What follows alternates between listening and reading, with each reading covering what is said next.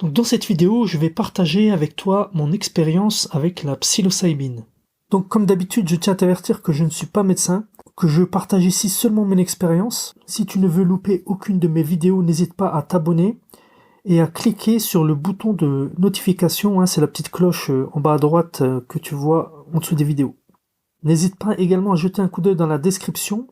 Je mets un lien pour faire partie de ma liste d'amis et tu recevras la liste de tous les compléments que j'utilise. Alors pour ceux qui me connaissent pas, je m'appelle Naïl, je m'intéresse un peu à tout. Je me définis ce qu'on appelle un scanner, c'est-à-dire une personne qui a plein de sujets d'intérêt et qui aimerait tout explorer en profondeur, mais malheureusement qui n'a pas le temps, mais qui quand même essaye de s'intéresser un peu à tout.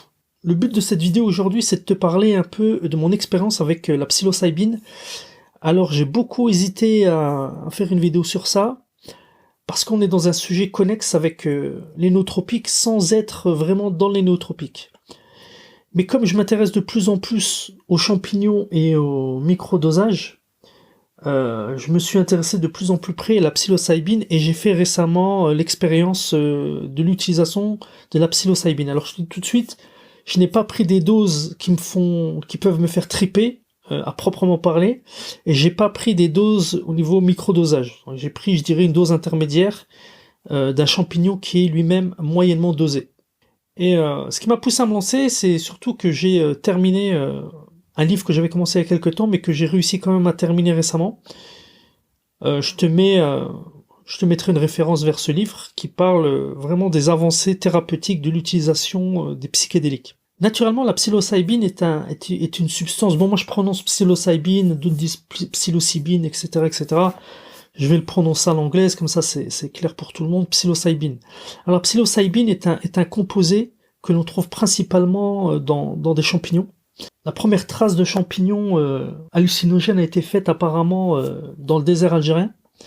Mais apparemment, il y aurait plein de peintures qui tendent à montrer que plusieurs peuples ont découvert ces champignons il y a très longtemps. Donc il faut savoir que ces champignons sont réglementés dans la plupart des pays, voire interdits, et qu'ils étaient en vente libre aux Pays-Bas jusqu'à il n'y a pas très longtemps. Mais à cause de plusieurs accidents, par exemple, il y a une Française qui s'est jetée d'un pont, et il y aurait aussi une personne qui aurait assassiné son chien. En tout cas, il y a plein d'histoires à un certain moment donné, qu'on relie de manière plus ou moins forte, donc le lien formel n'est pas établi à l'utilisation de champignons, mais on pense plutôt que le danger était de mélanger vraiment plusieurs substances, cannabis, alcool, champignons, etc., etc. Donc tous ceux qui défendent l'utilisation des champignons ont toujours dit que le lien n'a jamais été fait formellement sur les champignons. En tout cas, suite à plusieurs scandales qui ont eu lieu à peu près au même moment en Hollande, ces champignons ont été interdits. Mais comme souvent dans ces domaines, c'est la dose qui fait le poison et il faut faire vraiment très attention à ce qu'on mélange. Donc écoute, moi dans cette vidéo, je suis pas en train de t'encourager ou ne pas t'encourager à en prendre ça. C'est pour ça que j'ai beaucoup hésité à faire cette vidéo. Je veux juste partager mon expérience par rapport à ça. Maintenant, tu connais un peu mes positions, tu sais ce que je pense. Moi, je veux vraiment être très précautionneux. Mon intégrité physique et mentale prime avant tout. Donc voilà, c'est pour ça que j'ai jamais été trop attiré par ces substances qui ont mauvaise réputation et parfois à tort. Donc c'est pour ça que j'ai lu beaucoup de bouquins et j'ai essayé de trier le vrai du faux, le bon grain de l'ivraie. Et ils ont interdit, ce qui a été assez bizarre, c'est qu'ils ont interdit les champignons magiques, mais ils n'ont pas interdit les truffes magiques. Alors si tu veux, les truffes c'est le fruit du mycélium. Si tu veux, sous la terre, il y a tout un réseau qu'on appelle mycélium. Et dans des bonnes conditions, ce mycélium fera que le champignon pousse. Donc quelque part, les champignons sont le fruit du mycélium. Donc je raccourcis un peu. Et si les conditions ne sont pas réunies, le champignon ne va pas pouvoir pousser, mais à la place, on pourra avoir sous terre la production de truffes. Tu vois, un peu comme les truffes que tu connais. Donc dans ce mycélium. Donc ces truffes magiques sont une masse compacte de mycélium durci et qui sont très denses en nutriments. Et aussi avec une bonne concentration en psilocybine. Donc si tu veux, à la base, on utilisait la psilocybine des champignons. Mais comme les champignons ont été interdits mais pas les truffes, il y a beaucoup de gens qui se sont spécialisés dans la confection de truffes. Donc en faisant en sorte que les terrains n'aient pas la bonne condition optimale, la bonne température, etc., etc., afin que le champignon, lui, ne puisse pas pousser, mais qu'à l'inverse, la truffe puisse être cultivée. Donc il y a un super reportage sur Vice, où tu vois d'ailleurs deux Turcs qui habitent en Hollande, et qui, entre guillemets, suite à l'interdiction des champignons, ont vu leur business péricliter et qui n'ont pu sauver leur business juste parce qu'ils avaient aussi, à part, sur un pourcentage assez faible, des productions de truffes. Et là, ils ont complètement réorienté leur production de champignons vers la production de truffes parce que celle-ci, paradoxalement, n'est pas interdite, alors que les champignons, eux-ci, sont interdits. Alors, c'est quoi la psilocybine? C'est une substance active contenue dans certains champignons hallucinogènes, donc il y a tout un tas de types de champignons. La psilocybine a été isolée pour la première fois par Albert Hofmann, celui qui a découvert la LSD. Alors ce gars, il a vraiment été béni des dieux, parce qu'il a découvert vraiment des substances assez fantastiques. Et grosso modo, cette psilocybine agit sur les récepteurs de sérotonine. Ces récepteurs de ce neurotransmetteur, la sérotonine, dont je parle longuement dans ma formation sur les nootropiques, que tu peux checker en bas dans la description si tu veux. On s'est rendu compte qu'il y avait tout un champ de recherche passionnant sur justement le LSD et les substances psychoactives comme la psilocybine dans le domaine médical.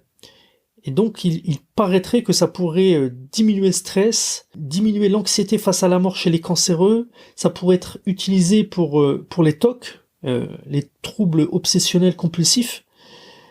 Et c'est une substance qui n'est pas toxique, bon, à dose normale, hein, en tout cas qui n'est pas toxique et qui n'est pas addictive. C'est-à-dire que si on en donne aux animaux, contrairement à la cocaïne, ils vont pas aller pour se resservir. Donc c'est des substances qui sont intéressantes, qui ouvrent tout un champ de recherche qui semble être fascinant. C'est des substances aussi mystiques, hein. Beaucoup de personnes qui touchent à ces substances disent qu'il y a un avant et un après. Maintenant, il faut faire vraiment aussi attention à ces substances parce que si tu prends des doses pas adaptées ou si tu as un terrain psychiatrique, psychologique fragile, tu peux vraiment avoir un accident psychiatrique irréversible. Donc c'est vraiment des substances, vraiment, c'est pour ça que j'hésite à en parler.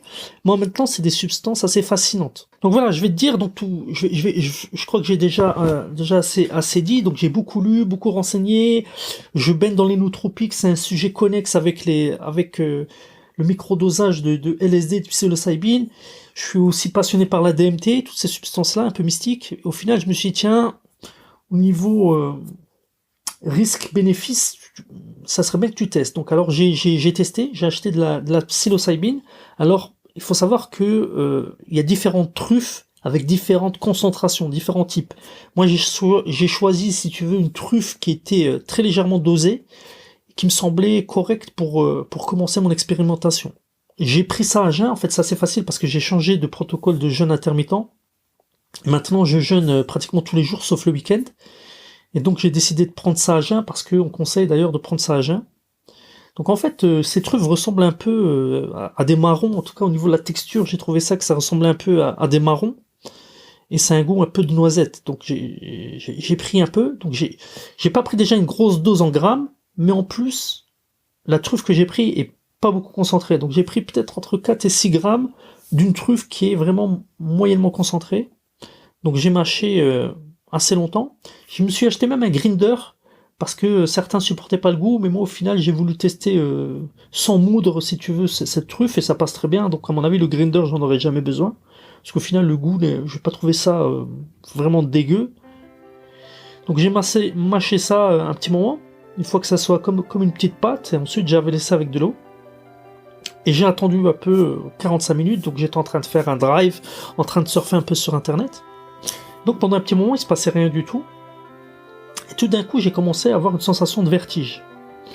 Tu vois, un peu avoir la tête qui tourne, et du coup, j'ai dû fermer mon ordinateur portable parce que je commençais à me sentir pas bien. Et donc j'étais au calme, il y avait personne, donc j'étais bien pour faire cette expérience. Et donc en théorie, je pense qu'il vaut mieux qu'il y ait quelqu'un quand même pour te surveiller. Bon, en l'occurrence, j'étais seul. Et puis donc au bout de 45 minutes, sensation de vertige, sensation de légère pression au niveau du cœur. Et vraiment le truc le plus étonnant, c'est que j'avais les oreilles qui sifflent. Un peu comme dans les jeux vidéo, tu sais, quand il y a une bombe qui explose et ça fait pip. Voilà, j'avais vraiment les deux oreilles qui sifflaient. Vraiment, ça c'était assez bizarre. Et je me suis dit, bon, maintenant pour profiter pleinement de l'expérience, je vais mettre la télé. Et je me suis mis un super reportage que je regarde en ce moment, qui est présenté par Will Smith et qui est produit, je pense, par Aronofsky. J'ai toujours du mal à prononcer son nom. Donc lui, c'est vraiment un cinéaste que j'adore, qui a fait 2 films qui m'ont fasciné. Le premier, c'est Requiem for a Dream. Si tu l'as pas vu, c'est vraiment un classique. En plus, ça parle de drogue. Et le deuxième film dont j'aimerais te parler, donc c'est pas un film pour tout le monde, mais c'est un film assez bizarroïde. Vraiment assez bizarroïde, ça s'appelle Pi. En fait, ça explique la vie torturée d'un mathématicien. Donc c'est vraiment un film assez singulier, que je te conseille de voir. Bon, maintenant, t'attends pas au film du siècle, mais voilà. Donc, Aronofsky, ou je sais pas comment on prononce exactement, c'est vraiment un gars fascinant. Mais en plus, dans ce film qui s'appelle Strange Rock, donc ce reportage là que je regardais, présenté par Will Smith et qui parle de la Terre, il y a plein d'effets psychédéliques. Donc je soupçonne quelque part Darren Aronofsky d'abuser de substances, en tout cas d'user de substances psychédéliques. Donc je me suis dit, tiens, ça va être le parfait reportage à regarder sous psilocybine. Effectivement, je regarde et tout. Bon, à part les effets que je t'ai décrits, vertige, oreille qui siffle, il se passait trop rien en fait. À partir d'un certain moment, je commençais vraiment à avoir froid. Donc j'avais l'impression que les sensations que j'avais étaient décuplées. Donc si j'aurais été déprimé, je pense que j'aurais été plus déprimé. C'était l'heure à laquelle je me couche, 23h. Et là, je commence à avoir une grosse fatigue et à avoir très froid et la bouche sèche. Et du coup, je me souviens, j'ai attrapé une couverture qui était à côté de moi. J'ai laissé tourner la télé et je me suis couché sur le côté. Ce qui était très bizarre, c'est que je commence à avoir les pensées agitées. Si tu veux, d'habitude, quand je me couche ou avant de me dormir, je pense, j'imagine que toi aussi, hein, tu fais ta comptabilité émotionnelle et d'argent, tu vois, tu fais un peu ta comptabilité, et tu maîtrises un peu ta pensée. Et là, ce qui était bizarre, c'est que je commençais à maîtriser mes pensées, mais j'avais l'impression que mes pensées s'agitaient. C'est absolument pas une substance qui est apaisante. J'ai jamais fumé de shit, en tout cas pas directement, par des émanations d'amis, mais moi jamais directement. Et je pense que le shit, je me trompe peut-être, c'est l'effet apaisant. J'ai l'impression que ça donne un effet apaisant. Ah, tandis que là, c'était pas du tout apaisant au niveau des pensées. J'avais les pensées qui étaient très accélérées et qui m'échappaient. En fait, je passais d'une pensée construite à une pensée incontrôlée. Et cette vitesse à laquelle je faisais cette transition m'effrayait, et quelque part je partais pour dormir et ça me réveillait. Alors je récapitule. J'ai une pensée construite, elle commence à être déconstruite, je pars vers le rêve, mais ce glissement se fait tellement vite qu'il me réveille et m'effraie. Et donc je fais un sorte de backflip comme ça, de resynchronisation, ou en tout cas de fast-forward 3 fois.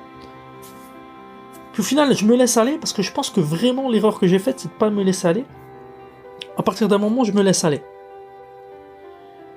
Et là, il s'est passé un truc bizarre. J'entendais des milliers de voix qui me parlaient. Bon, j'avais pas de visuel sur ces voix, mais il y avait plein de petites voix qui me parlaient. Mais c'était pas des voix dans le sens... elles faisaient pip, pip, pip, pip, pip, pip, pip, pip, qui essayaient de communiquer avec moi. Donc je sentais des milliers de présences, de petites présences qui essayaient de me parler. Mais j'avais l'impression que ces présences faisaient partie de moi-même. Donc c'était pas des entités séparées à moi. C'est comme c'était une partie de moi, enfin 1000 petites parties de moi qui essayaient de me parler à moi-même. Tu vois, c'est un truc assez bizarre, il faut vraiment le tester pour le comprendre, donc je saurais pas mettre de mots là-dessus.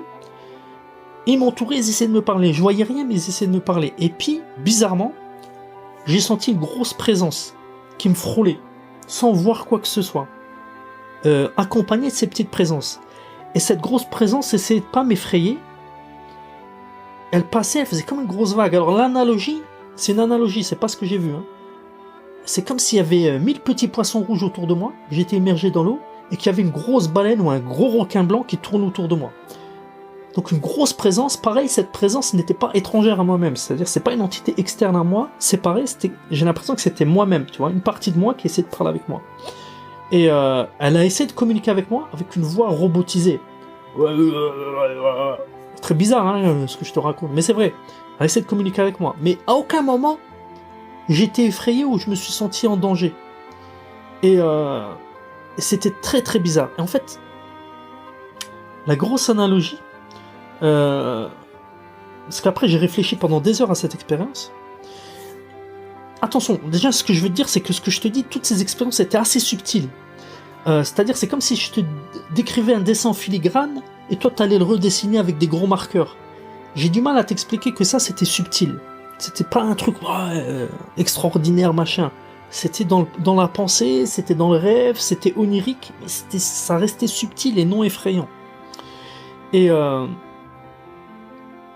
donc la grosse analogie par rapport à ça, à cette baleine ou ce requin blanc et les 1000 voix, c'est comme si j'avais l'impression que j'étais le directeur d'une centrale nucléaire.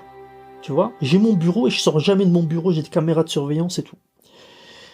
Et bossent pour moi des femmes de ménage, des techniciens, des ingénieurs, enfin plein de personnes que j'ai jamais vues, que je vois jamais, que je croise jamais. Et dans ma centrale nucléaire, toutes les portes sont verrouillées par des cartes magnétiques, donc personne ne peut accéder à mon bureau. Et c'est comme si la psilocybine avait fait sauter tous les verrous de toutes les portes de sécurité, et que tout d'un coup, tous les employés de la centrale nucléaire débarquaient dans mon bureau et ils voulaient me parler. Ils voulaient tous me parler en même temps, tu vois, plus cette grosse présence. Donc, j'ai vraiment beaucoup réfléchi à savoir comment te décrire ça. Bon, ça reste quand même une expérience subjective qui est intraduisible. Mais voilà, donc très intéressant. Et donc après, j'avais des pensées agitées pendant au moins 4-5 heures. Et le plus impressionnant, c'est que j'étais réveillé après, c'est que j'arrivais pas à fixer mes pensées. C'est-à-dire, si j'essayais de m'imaginer un visage et de rester fixé sur un visage, impossible. Mes pensées m'appartenaient plus. J'arrivais un peu à diriger, mais pas grand-chose. Donc. Et puis c'était très chaotique, des choses qui apparaissaient, disparaissaient, machin, mais toujours subtil. Hein. J'ai pas perdu le contrôle, mais il se passait quand même un cinéma que je maîtrisais pas. Voilà, donc grosso modo, voilà mon expérience.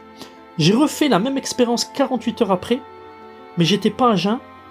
Et j'ai pas eu la même expérience entre guillemets mystique, mais par contre l'agitation mentale ainsi que tous les effets que je t'ai décrits, oreilles, cœur, bouche sèche, tout ça c'est revenu.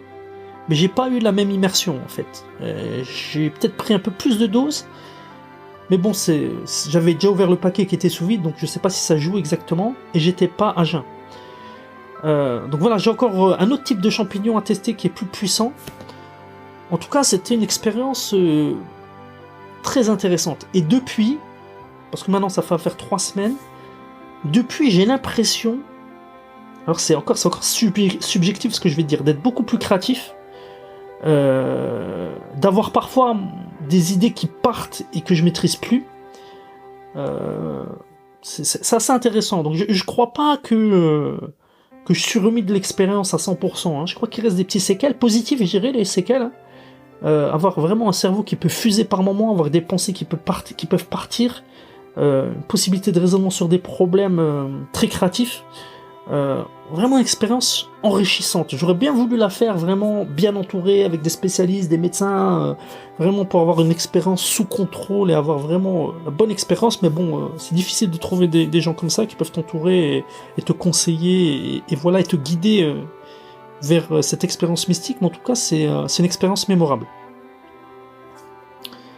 Donc voilà, je te remercie d'avoir suivi cette vidéo. N'oublie pas de liker, de t'abonner à ma chaîne et de t'inscrire à ma liste d'amis et tu recevras du contenu exclusif en bas dans la description. Si toi tu as déjà pris de la psilocybine et si tu veux partager ton expérience, moduler ce que j'ai dit ou bien abonder dans mon sens ou peu importe, hein, ou mettre des mises en garde, quoi que tu veuilles faire, n'hésite pas à laisser un commentaire en dessous de cette vidéo. N'oublie pas de partager cette vidéo également si tu penses qu'il y a des gens qui seraient intéressés de l'écouter. Je t'ai donné mon témoignage le plus honnête par rapport à cette expérience, donc sans exagération ni atténuation, c'est juste l'expérience telle que je l'ai ressentie. Donc rien d'extraordinaire, mais mais pas nul non plus. Donc, vraiment, c'est quelque chose d'assez intéressant qui continue à me travailler. Et n'oublie pas aussi de checker, je vais bientôt sortir ma formation, j'ai mis longtemps à la faire sur les nootropiques naturels, ce qui expliquait que j'étais un peu moins présent sur le contenu gratuit sur YouTube, donc j'ai mis vraiment beaucoup de temps à faire une formation sur les nootropiques naturels. Donc tu peux jeter un coup d'œil, je ne l'ai pas encore mise en ligne, mais ça serait tardé. Tu peux jeter un coup d'œil en bas dans la description, le lien vers mes formations. Sur ce, je te dis à plus.